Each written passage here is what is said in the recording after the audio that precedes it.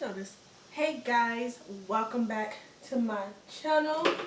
Thank you so much for clicking on this video, and if you are new to my channel, thank you so much for clicking on this video. And don't forget to subscribe and click on the bell so you'll be notified every time I post. As you can see from the title of this video, it's going to be my unpopular natural hair opinions. I did write down a couple of things so I can have a kind of structure. So if you see me looking at this notebook, it's just because I have everything written down and I'm trying to plan more videos out. That way they can be more organized and I can put out more content for you guys. So before you even watch this video, go ahead and give it a thumbs up and comment down below your natural hair unpopular opinions, and let's have a discussion down in the comment section below. So I'm gonna go ahead and get started. So my first unnatural hair opinion, and this has been this has been a thing since I basically went natural, and I did try to do this, but I just felt like it was stupid, so I stopped. Is one where you shouldn't, that whole natural hair thing where it's like, oh, you shouldn't shampoo your hair, but I think you should shampoo your hair. It just depends on what kind of shampoo you use on your hair. To me, like, if you watched all my prior wash day videos, it doesn't matter to me what kind of shampoo I use, whether it's sulfate free or has sulfates. As long as it cleanses my scalp and my hair, I don't really care. I actually kind of like sulfates because I feel like it cleans my scalp a whole lot better, gets rid of all that product buildup, more so than a co-wash or a sulfate-free shampoo. With a sulfate-free shampoo, I feel like I need to wash my hair more than once, where with the sulfate shampoo, I only do it once. And since I'm following up with a condition and or deep condition, I don't feel it necessary. I don't feel like the sulfates really matter. And I don't think, depending on like the products you use, as well as, I guess the porosity of your hair, like where you live, like all these other factors, I don't think co-wash would be the best option. For some hair types, for some porosities, if you don't use a lot of like thick, heavy products like gels and butters and such, I feel like you can get away with using a co-wash. To cleanse your hair, but for me, I know it's not the best option for me. I need an actual shampoo. Yeah, that's pretty much it. Okay, my second opinion is that I don't really believe in hair typing. I don't think hair typing matters. I honestly just got into porosity, so I'm not even going to talk about that. But yeah, I don't think hair typing is necessary because your curl pattern doesn't really affect how your hair grows, nor, the only thing it really does is it'll display your length. So if you have coily, tightly curled hair, then your length isn't going to show as much as somebody who has a looser curl pattern, such as 3A, 3B, 3C, or like if your hair is straight. I honestly feel like it doesn't really matter what your curl pattern is, because like it's not determining what products you should use. It's not determining if your hair is going to be dry or not. Like, I feel like that's more so of your lifestyle, like the products you choose to use on your hair, as well as your porosity. I feel like those things play a key role in determining how your hair is going to turn out, how your hair looks, how your curls perform. And I honestly think it just causes a division between us as women, or as men, or as ethnic people in general. I do feel like people with looser curl patterns, who length shows a lot more, get the most attention. And I don't think it's fair, because honestly, what am I? I think I'm in between like between, I have different curl patterns of all over my head. So I'm gonna say I'm from a 3C to a 4B. I'm not a 4C, but I want it to be a 4C. My best friend is a 4C, and I love her hair. I was prepared when I big chopped and when I transitioned and big chopped for my hair to be 4C. That's what I thought my hair was gonna be. So I was kind of upset that it was like super super curly, but you know, I love my hair now. I've grown to love it, you know, but I really do love 4C textured hair. But, you know, she didn't like her hair because it was 4C. And I feel like if there were a lot more of these kinky, coily hair types being presented to the world, people would feel better about it than just being like, oh, your hair is super loose, it's super curly, it's super spirally. Like, that doesn't really matter at the end of the day. I'm kind of going on a rant, so I'm going to chill out for a second on that. Next thing is, I don't believe edges should be laid all the time. As you can see, my edges are not laid. There's a couple videos where I try to lay my edges and they just end up back like this. Some people are like, oh, you're not using the right product, you're not using this, you're not using that. Like, I've used multiple things and I've noticed that I really have to like pile on like gel and, you know, wet it, gel, swoop it down, add more gel, tie a scarf around it, let it sit for a couple hours. Yes, a couple hours, not minutes, for like it to actually set, and then it'll stay like that for a couple days. But I don't feel like it's necessary for me. I feel like I look cute with my edges laid and without my edges laid. I don't feel like it's should be the determining factor if your style is cute, if that makes sense. And for the most part, if I'm doing a twist out or even a wash and go, my edges are curly, I'll try to lay them, but sometimes I just let them just do these little curls all in the front and just let them do what they do, because I feel like when you continuously are brushing your edges, putting them that product on your edges and just manipulating it so much, it starts to, you know, rip out your edges. And even when my friend did my hair, she was like, your edges are growing thicker, they're looking a little fuller, like she could catch some and put it in the braids. I was like, yes, edges for days. And I've never cared about my edges, even when I was a child. They grow back, it is what it is. I don't need them to be laying or anything. They can just do what they want to do as long as I look cute. Let's see. Not all oils can be used for everyone.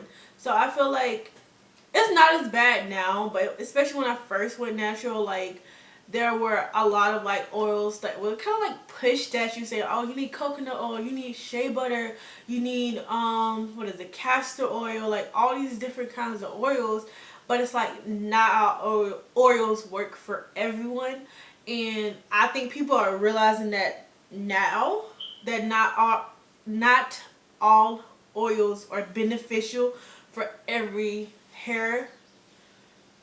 natural hair type or pattern or whatever. Like, it's not the same for everybody. Everybody hair has different needs, and I feel like people are starting to recognize that. Like, my hair, when I first went natural for like the first 2 or 3 years, my hair loved coconut oil. Like, I didn't get the coconut oil, like, not deficiency, allergy or whatever. I don't know if something going on, but I didn't get that. My hair loved coconut oil. I didn't use it for everything like everybody else did. I think I just used it for my face, like when I went to sleep at night, after I washed my face and then washed it off in the morning. So I just have it on hold, like when I have it on my hair when I got ready, like to seal in that moisture, because I feel like when because I did the LCO method. So I did the leave-in, I did the cream, and then I put the oil on top.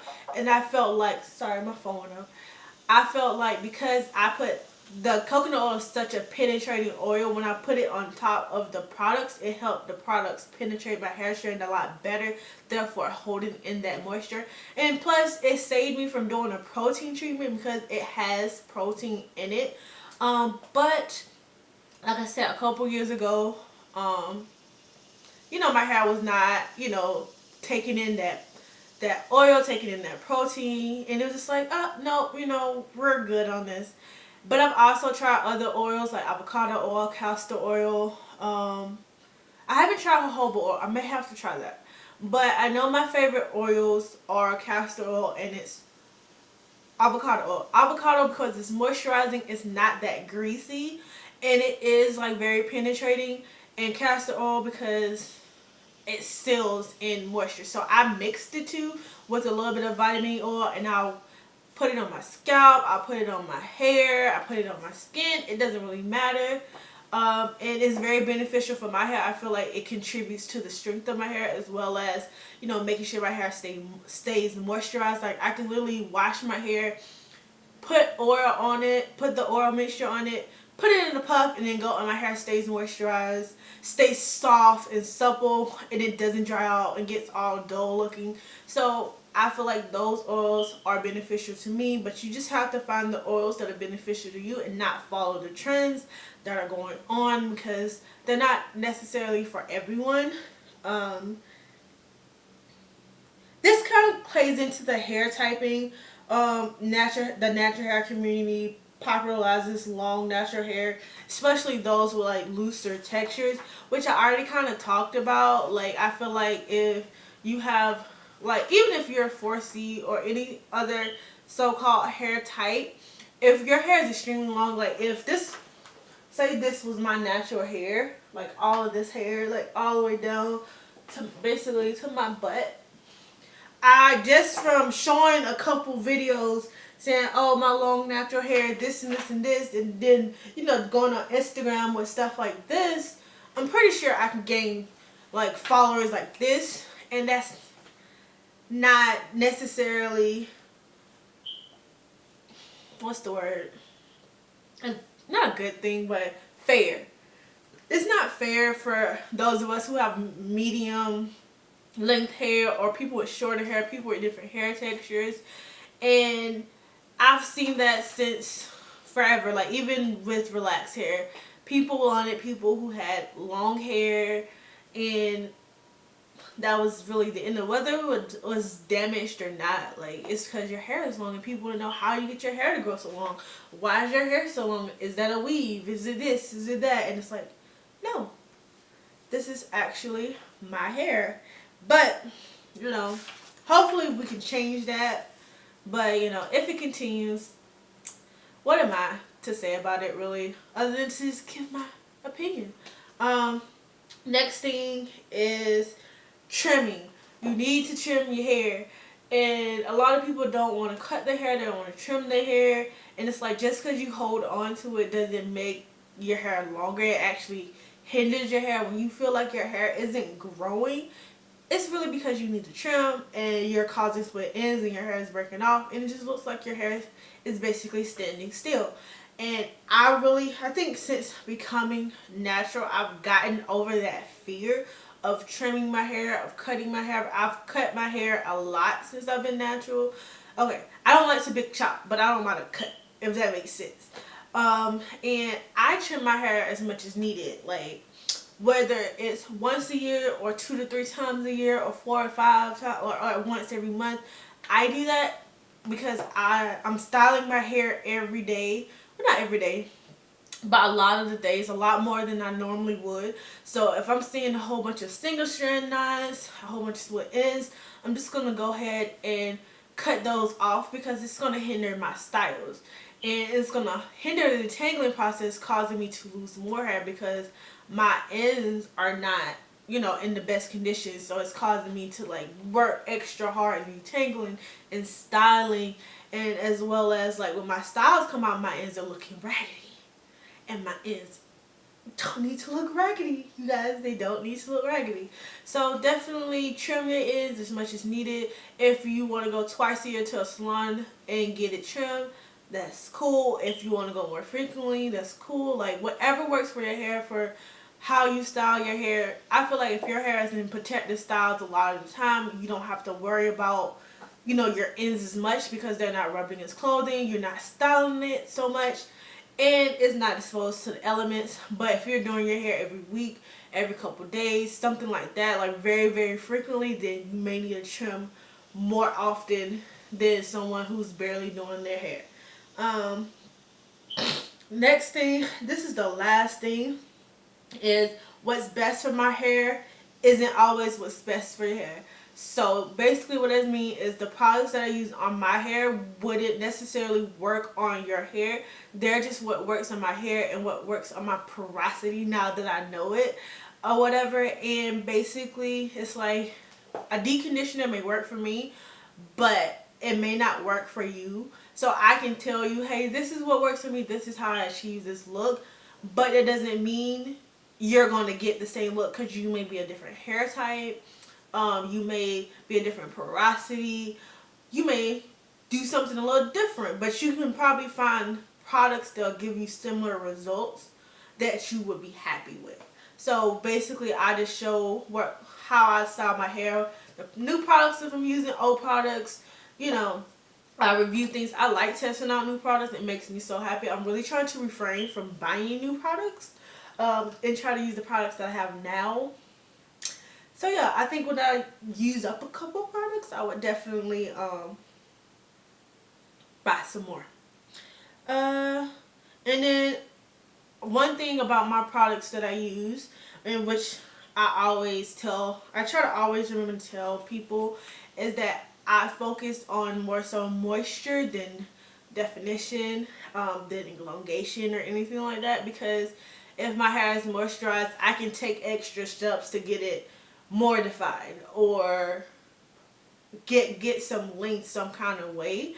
And I don't think if I go straight for the products that claim to be, oh, it elongates your curls, or oh, it gives you super curl definition, that doesn't necessarily mean it will moisturize my hair. And I usually try to go for products that are specified towards dry damaged hair or extra dry hair, because I know those products will moisturize my hair and keep it moisturized. And that's pretty much what I shop for, unless I'm looking at specific brand products where it's kind of popular right now, or it's something I've been seeing, and then I saw somebody use it and it looked like it may work. I'll get it. But yeah, that's about it, you guys. Yeah, and that's all my natural hair unpopular opinions. If some of these you kind of agree with, let me know in the comment section below. If I didn't name a couple that you feel like is your unpopular natural hair opinion, go ahead and comment that down below, and I will try to, I'm going to respond to just about every comment down below. I'm going to make sure to put all my links to my Instagram down below, as well as to my vlog channel. Yes, but you guys already knew that. So, like I said, thank you so much for clicking on this video. Don't forget to subscribe, give this video a thumbs up, and stay tuned for my next video.